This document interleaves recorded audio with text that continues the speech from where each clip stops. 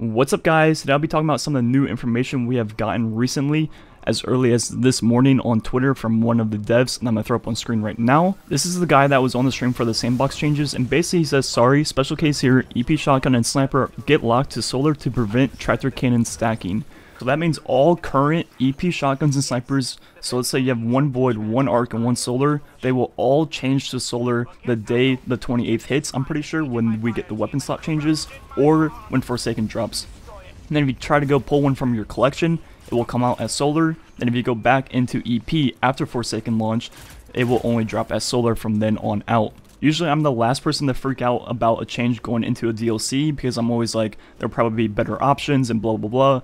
It's a full DLC, we don't know what to expect yet. But this one's raising my eyebrows a bit, I gotta be honest. So the whole issue surrounding this, why they would even change it in the first place, is the fact that as you go through DLCs in a game, you want to feel stronger and stronger as each DLC comes. So they want to make sure the Warmind weapons aren't necessarily the 100% meta going to the Forsaken. So let's say 3 months after Forsaken launch, you'd still be seeing Midnight Coup, EP Shotgun, and Whisper, and that's the only thing you'd ever see. Basically what they're trying to do is prevent that. And in my opinion, there's only two good ways of doing that in a game like this. One of which they did in Destiny 1, which is not allow certain guns to be brought up in light going into future DLCs.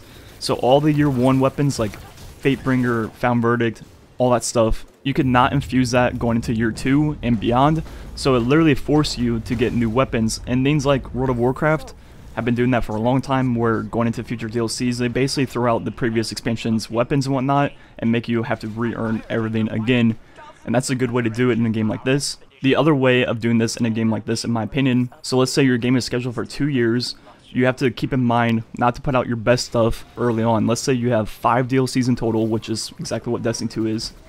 You don't want to put out your best weapon on DLC 2, and not have anything left over 3, 4, and 5.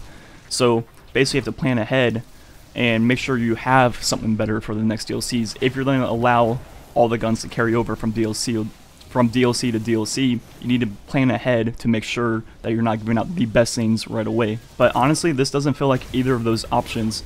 It truly feels like they could not think of a better weapon than the EP Shotgun and EP Sniper. So what they did is made them not be void. That way they can make new weapons that are void, and they'll automatically be 50% better because of Tractor Cannon buff.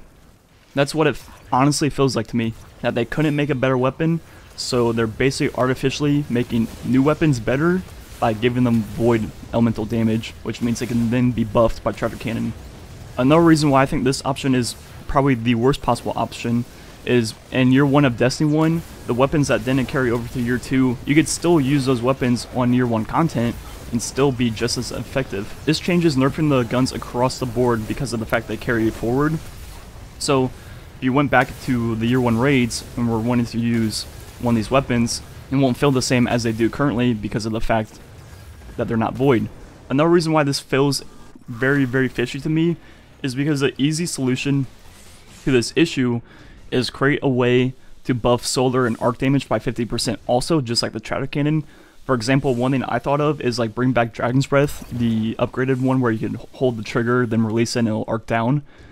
Let's say things on fire that catch on fire from the Dragon's Breath fire once it explodes, well, they get buffed by 50% solar damage for 10 seconds, just like the Tractor Cannon does. But I don't think they want to do that because then that would make all the previous weapons good also in Forsaken. And I really, really feel like this is just them finding a way to make Forsaken guns better artificially, rather than making them better than what we already have. Now, you can't really blame Bungie for putting out 2 of the best guns they probably had in mind. In Warmind, the game and the community was dying out, and I don't think they really had other options than put out the best thing that they could in Warmind to bring back attention to the game. So you really can't blame them there. Like I said at the beginning of the video, it doesn't really bother me too much because it's going to be a new DLC, all kinds of new things, and we're going to find things probably better in the long run anyways. So let me know what you guys think about it. To me, it feels very, very fishy, but anyways, let me know what you guys think about this change. While we're on this topic, we can also bring up box breathing. I saw all of your guys' comments about box breathing being nerfed. We saw that in a dev build, so that's not final. No one's confirmed it. Until patch notes hits, anything in a dev build can be changed. But box breathing does change to what it said in the game. It looks like it will only work for the first bullet once you scope in, but maybe that first bullet does a lot more damage than it does currently. Maybe it's like a 2x, 3x, 4x, we don't know. Anyways, I think that change would be cool. It would be a nerf when it comes down to it, but it would be cool. And that also leads me to question, why are they changing the EP sniper from void if they're just on nerf box breathing anyways? Like, nothing about this change makes sense in my eyes. It really feels like they couldn't outdo the EP shotgun and basically artificially found a way to make a better shotgun in Forsaken by literally just making it void when the EP shotgun can't be void. Anyways, let me know what you guys think. That's gonna be it for the video. Catch you guys next time.